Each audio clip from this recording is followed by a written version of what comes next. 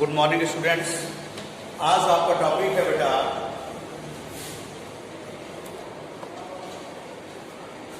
एक बिंदुगामी या समगामी बलों का संतुलन। बेटा यदि किसी पिंड पर एक से अधिक बल आरोपित हो और उनकी क्रिया रेखा एक ही बिंदु से होकर जाती हो और परिणामी की भी क्रिया रेखा एक ही बिंदु से होकर जाती हो तो ऐसे बल क्या कहलाते हैं? समगामी बल कहलाते हैं।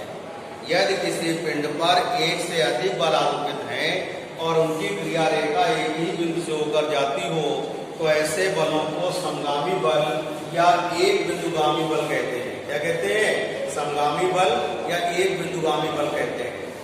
उन बलों के किसी भी दिशा में वियोजन का बीजगणितीय योग उनके परिणामी के वियोजन के बराबर, उसी दिशा में वियोजन के बराबर होता है। बात समझ में आ गई? तो देखिएगा यहां से आर अल्फा इक्वल टू आएगा r cos alpha equal to F1 cos alpha 1, F2 cos alpha 2, F3 cos alpha 3 और साइन अल्फा इक्वल टू आएगा F1 sine alpha, F2 sine alpha 2 plus F3 sine alpha 3। Equation number 1, equation number 2। अब इनका परिणामी R है तो R S equal to होगा बेटा यहां से R कॉस अल्फा और RY इक्वल टू होगा R साइन अल्फा। बेटा इन दोनों का स्क्वायर करके आप ऐड कर देंगे। स्क्वायर करेंगे तो RX square equal to R square cos square alpha और RY का स्क्वायर करेंगे R square sine square alpha. फिर इनको आप क्या करिए? जोड़ दीजिए इक्वेशन को। जोड़ने पर क्या आएगा? जोड़ने पर क्या होगा देखिएगा, RX का स्क्वायर प्लस RY का square equal to R square common sine square alpha plus cos square alpha. यह आएगा R square equal to RX का स्क्वायर प्लस RY का स्क्वायर, यानी R इक्वल टू होगा अंडर रूट RX का स्क्वायर प्लस RY का स्क्वायर। अगर आपको दिशा चाहिए यानी अल्फा चाहिए तो समीकरण नंबर आप 4 में 3 का भाग दे दीजिए। R sine alpha upon R cos alpha equal to RY upon RX। tan alpha equal to RY upon RX हो जाएगा। तो ये आ जाएगा। इस तरह से परिणामी और दिशा यानी एंगल निकालते हैं आप।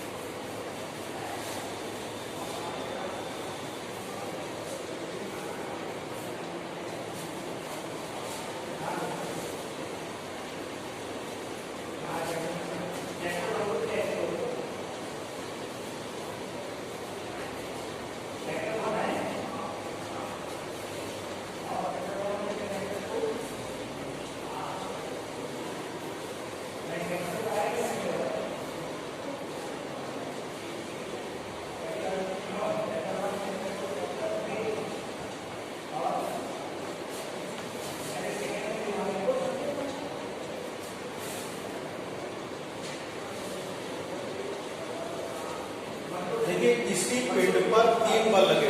इसी पिंड पर कितने बल लगे बेटा? इसी पिंड पर 3 बल लगे हो। A, B, C 3 बिंदु यहाँ पर बल लगे हुए हैं और इनकी क्रिया रेखा एक ही बिंदु से होकर गुजर रही है, यानी ये समगामी बल है।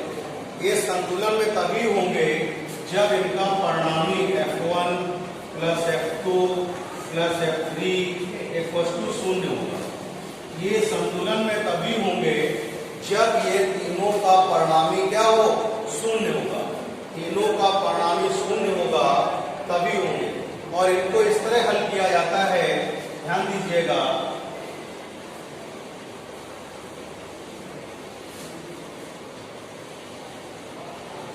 इसके लिए लॉन्ड्री की प्रमेय होती है, उसका यूज किया जाता है बेटा।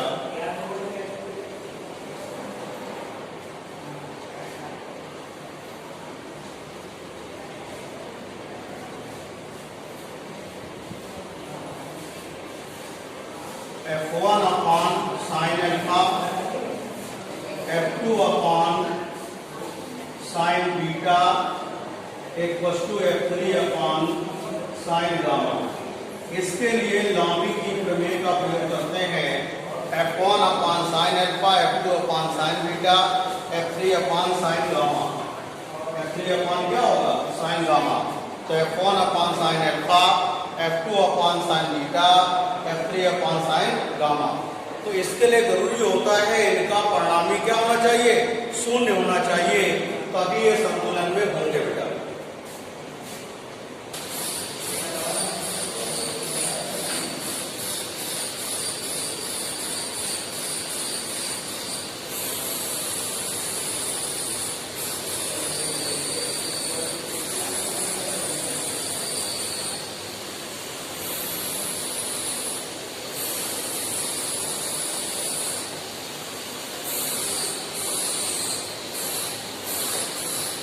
देखिए इसी आर्टिकल बेस आपको न्यूमेरिकल कराते हैं बेटा।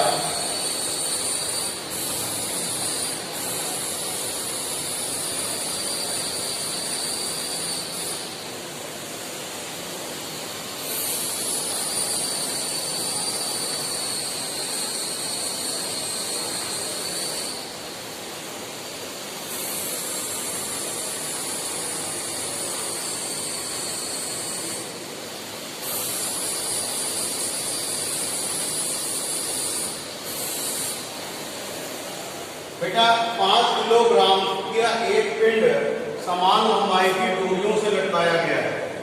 समान लंबाई की डोरियों से लटकाया गया है।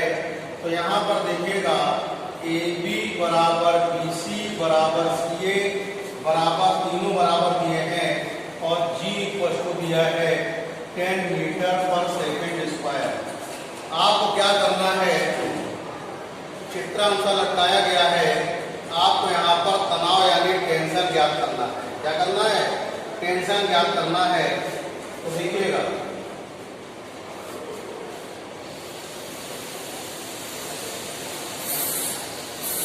टेंशन फाइंड करना है।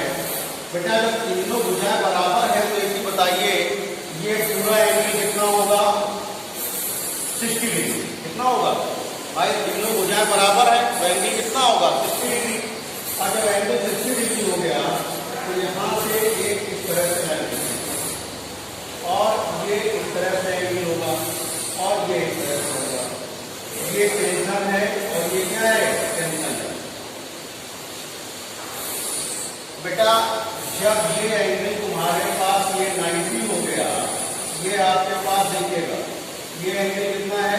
आपके पास 60 है, तो ये एंगल कितना हो गया बेटा? 30 हो गया। ये एंगल कितना हो गया? 30 हो गया। बात समझ में आ गई कि नहीं आ गई? और ध्यान समझना, ये एंगल 30 है तो ये पूरा एंगल कितना हो गया? फिर 150। ये पूरा 180 है, और ये भी कितना हो गया? 150 हो गया कि नहीं हो गया बेटा? कितनी बात समझ में आई कि नहीं आई?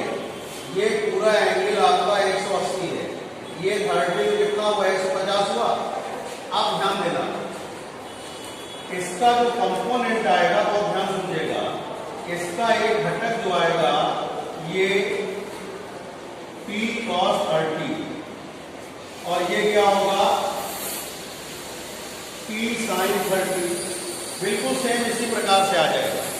तो यहां पर क्या करना होगा? इसको अलग से आप देखिएगा एक फिगर के रूप में।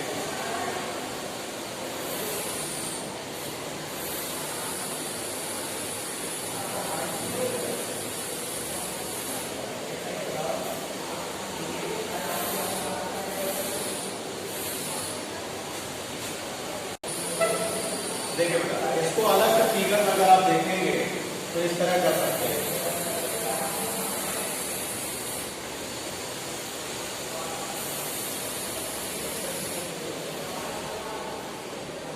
ये W मान लीजिएगा, ये एंगल कितना है बेटा?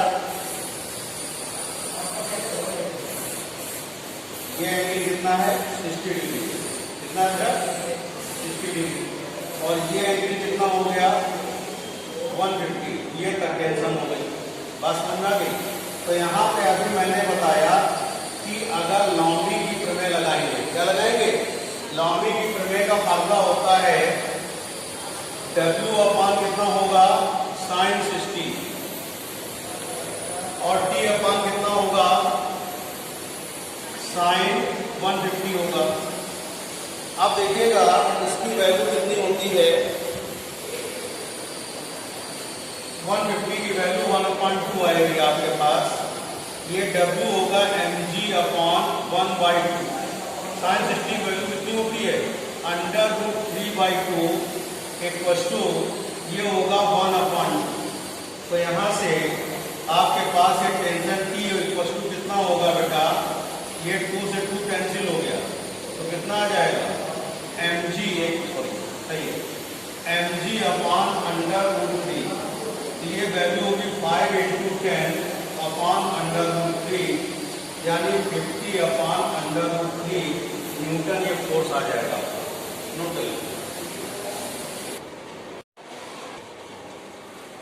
Good morning students. Next topic है बेटा, आज आप पढ़ेंगे एक बिंदुगामी या संगामी बलों का संतुलन। यदि एक पिंड पर एक से अधिक बल आरोपित हो, कितने बल आरोपित हो, एक से अधिक बल आरोपित हो, लेकिन उनका जो है क्रिया रेखा एक ही बिंदु से होकर जाती हो, तो उनका परिणाम, उनका जो क्या कहते हैं, ऐसे बलों को समगामी बल कहते हैं। यदि किसी पिंड पर एक से अधिक बल आरोपित हो और उनकी क्रिया रेखा एक ही बिंदु से होकर जाती हो, तो उन्हें समगामी बल कहते हैं। तो देखिएगा इन बलों का किसी दिशा में वियोजन, किसी दिशा में वियोजन का बीजगणितीय योग जो होता है वो उनके परिणामी के वियोजन के बराबर होता है, उनके परिणामी के वियोजन के बराबर होता है। जैसे परिणामी के वियोजन के बराबर होता है, तो यहाँ से r cos theta equal to होगा f1 cos α1, f2 cos α2, f3 cos α3। इसी तरह से r sin theta equal to होगा f1 sin α1 plus f2 sin α2 plus f3 sin α3। जैसा मैंने बताया इनका परिणामी r है, इनका परिणामी क्या है r है, तो यहां से rx बराबर आएगा, यह आएगा आपके पास r cos theta equal to rx, r sin theta equal to क्या होगा ry होगा, दोनों का स्क्वायर करके आप ऐड कर देंगे तो आएगा r square cos square theta equal to rx का square, r square sin square theta equal to ry का स्क्वायर। अब इन दोनों को सॉल्व करेंगे, एलसीएम लेंगे, सॉरी कॉमन ले लिया, sin square theta plus cos square theta equal to क्या हो गया rx का स्क्वायर प्लस ry का स्क्वायर। अब इसकी वैल्यू 1 हो गई, तो बेटा ये आएगा r square equal to rx square plus ry square, r square equal to आएगा rx का स्क्वायर प्लस ry का स्क्वायर।